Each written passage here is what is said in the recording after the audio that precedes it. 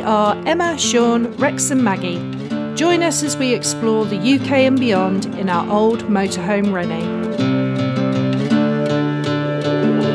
In this series, we head to the Highlands of Scotland, taking in the sights, wildlife spotting and exploring some of Scotland's history. In this episode, we visit Loch Lomond, try to avoid the crowds and stay in designated motorhome spots without breaking the bank. After leaving home in Dorset, we headed to Milton Keynes to spend a couple of days with my sister, then got on the M1 and just headed north.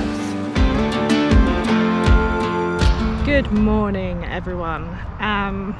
We have left Milton Keynes. We spent a nice couple of days with my sister there. We went off to London for the day on the train, which was pretty cool, and went and did some fun sightseeing and stuff.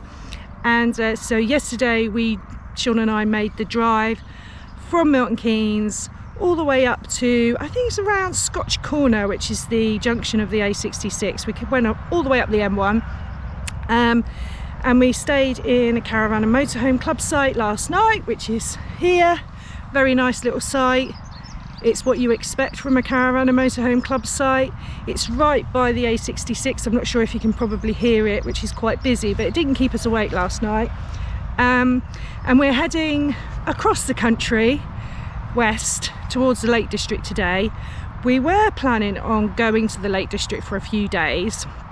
Shaun wanted to go to Whinlatter to go mountain biking, and we were going to do a couple of hikes. But we were really struggling to find anywhere to stay in and around where we wanted to be. There was a few places, they were all like £35 a night, but they were all full as well, which is mad, and it's only Thursday. Anyway, so we've made the drastic decision today to avoid the Lake District, and we're going to just drive straight up to Scotland. So the plan for today is to drive a couple of hours. We're going to head up onto the M74 and head up towards Glasgow. We're probably going to stop before Glasgow though. We found a little spot alongside the motorway, so we hope it's not too noisy, which we'll show you when we get there. It looks really cool. It's £10 to stay for 24 hours. No services or anything, but we're hoping it's going to be good, so we'll probably show you around that rather than this campsite. So yeah, better get on the road.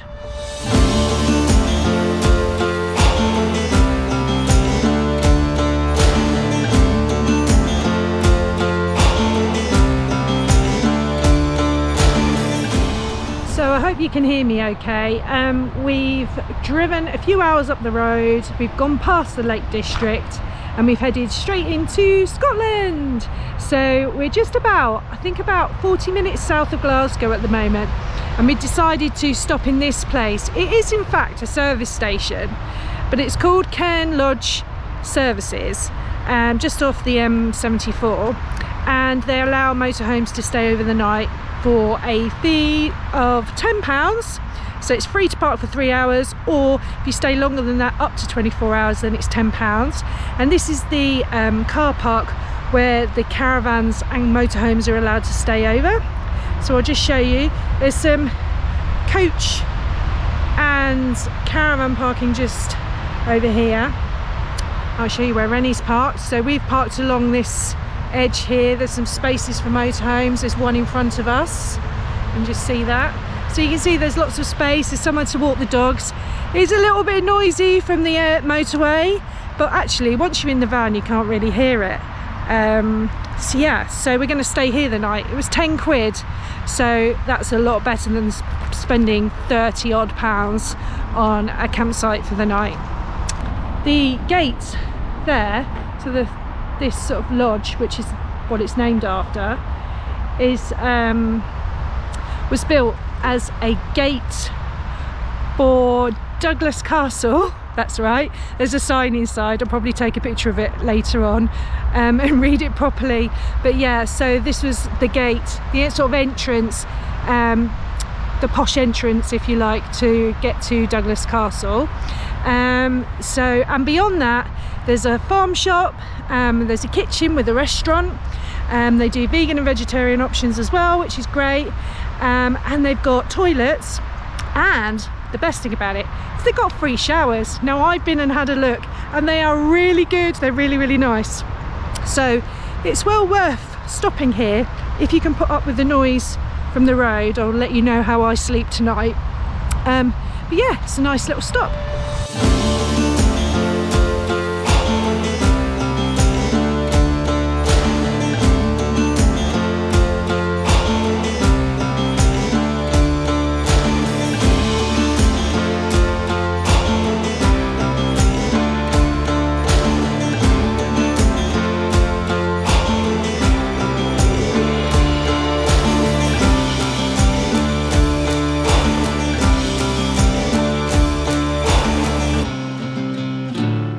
So what happened this morning, Shaun? We had a little bit of a plumbing disaster.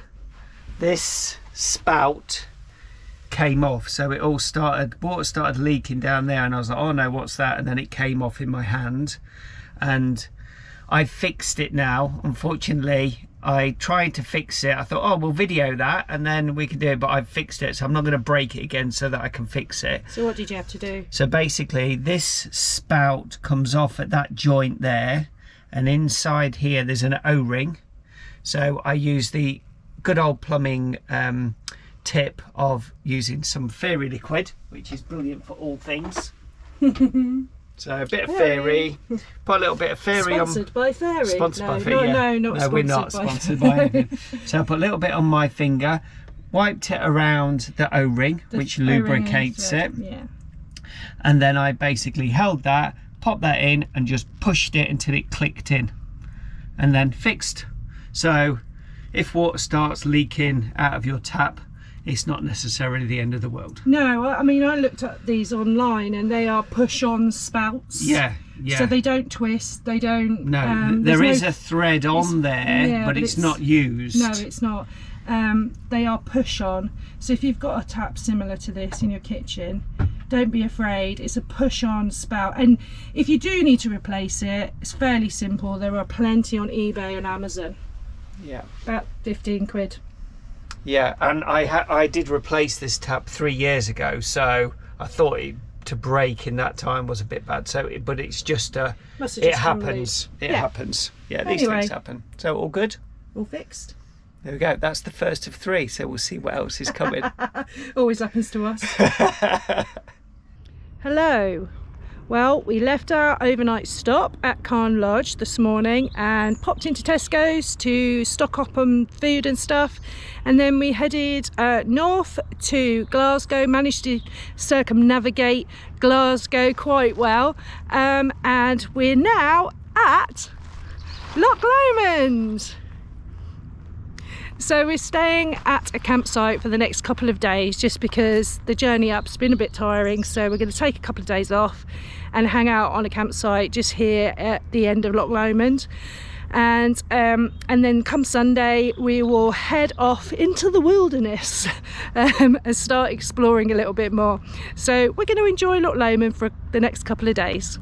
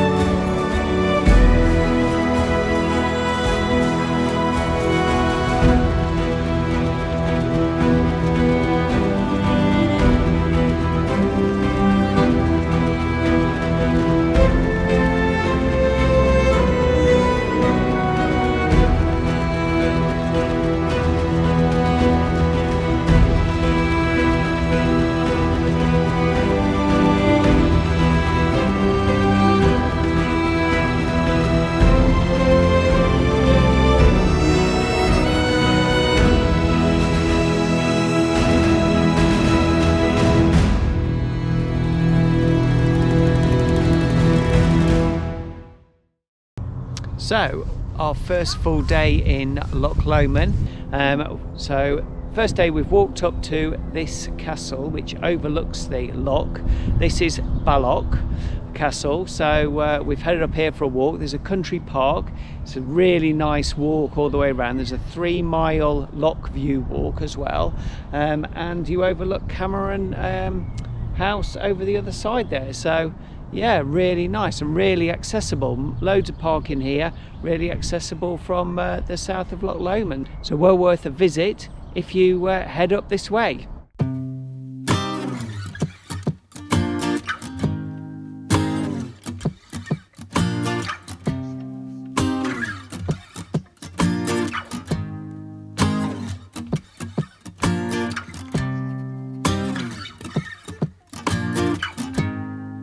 Baloch Castle and Country Park is a stone's throw from the village of Baloch and sits on the southern tip of Loch Lomond.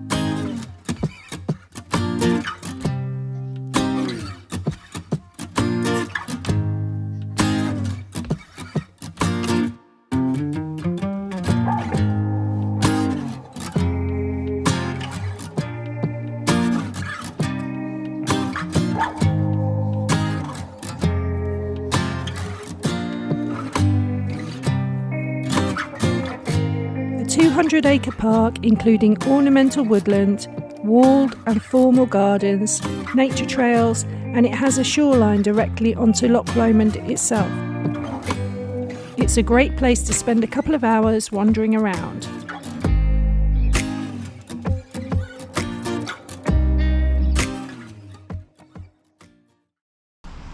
Good morning everyone.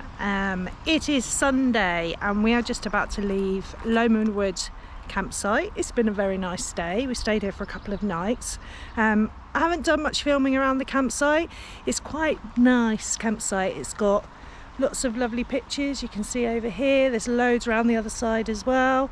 It's got pods and chalets with jacuzzis and things like that. It wasn't cheap to stay here. I think it worked out for the two of us, the motorhome and 2 dogs, £35 a night, which seems to be the going rate around here in nice campsites. I'll just show you a bit more over there. It's a very nice setting right on the end of Loch Lomond. It's a short walk out of the campsite, just down the road, and you're right in the middle of everything.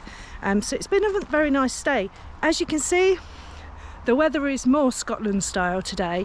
A little bit cloudy, a little bit cold, a little bit rainy, and we are moving on. We're heading up towards Glencoe today, and we're going to try and find somewhere free or very cheap to stay tonight, because we just can't afford to pay £35 a night every night. So as I was saying before my battery died, yeah, we're moving on. We're going up towards Glencoe, and we will try and find a free stop or a cheap stop, and see how we get on. Everything's really busy here. We were concerned about coming over the bank holiday, so we delayed a week, but it's still really busy. All the campsites are full, all the sort of cheap sort of permit parking, they're all full, so we might struggle tonight. Well, we'll let you know. We'll see how we get on. Okay, see you in a bit.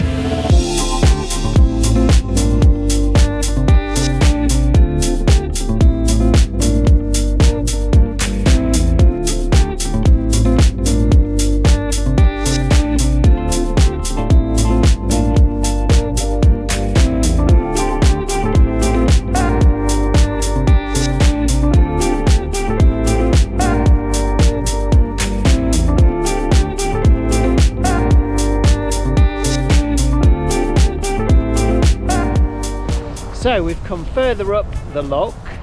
We've come 12 miles north. We're now in Firkin Point. I'll just show you what it's like. So that's the view. So it's pretty amazing actually. It's this is the proper Scotland, so really enjoying it here. We'll show you in the car park. This is actually a place that you can park overnight, but I think there's only 4 spaces and you have to book it online before. But we'll show you around the car park and show you the loos as well. But yeah, this is a great little spot.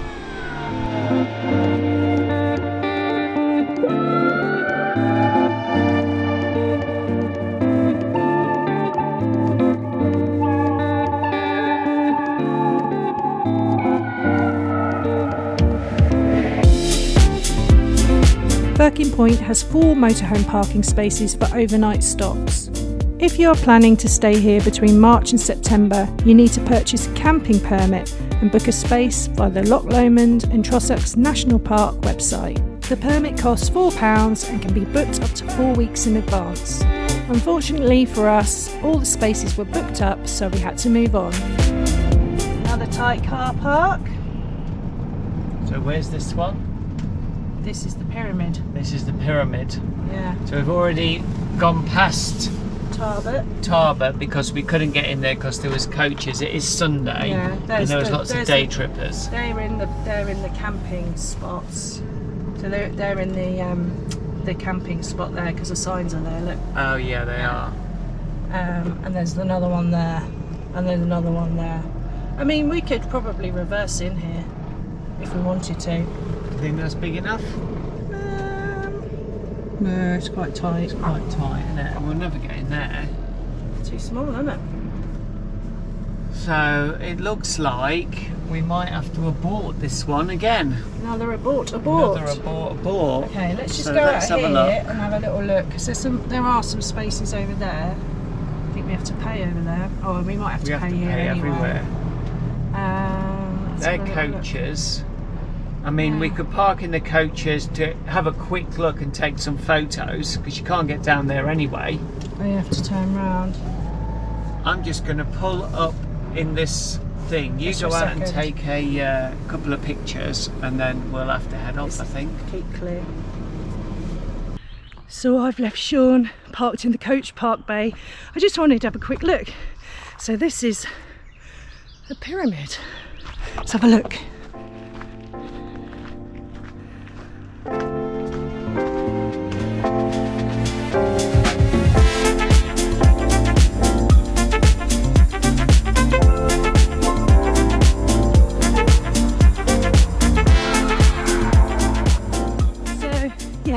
It's just a viewpoint, a very nice viewpoint. I've taken a picture, but I better rush back because Shaun might get into trouble parked in the coach bay.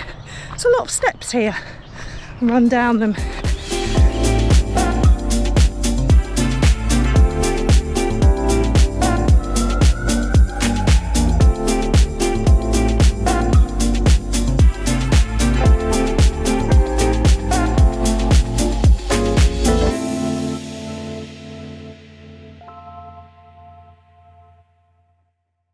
So after several attempts to get into various different car parks along Loch Lomond, we have moved on again, and we're now in a little place that I can't pronounce, so I'll put it down here somewhere.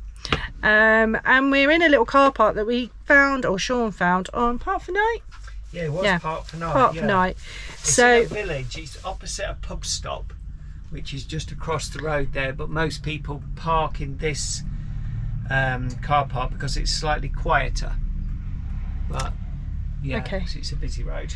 Yeah, so we've come and we're basically just having some lunch at the moment. We're not sure whether we're going to stay here tonight, but if we do, it's a donation, isn't it? It's like a donation of £5 or something that you have to leave. £5. There's a donation box apparently somewhere around here, but also there's a QR code that I think you can zap and then you can donate on the internet, which is probably what we'll do if we do stay. Yeah, so we're going to have some lunch and see how we're doing.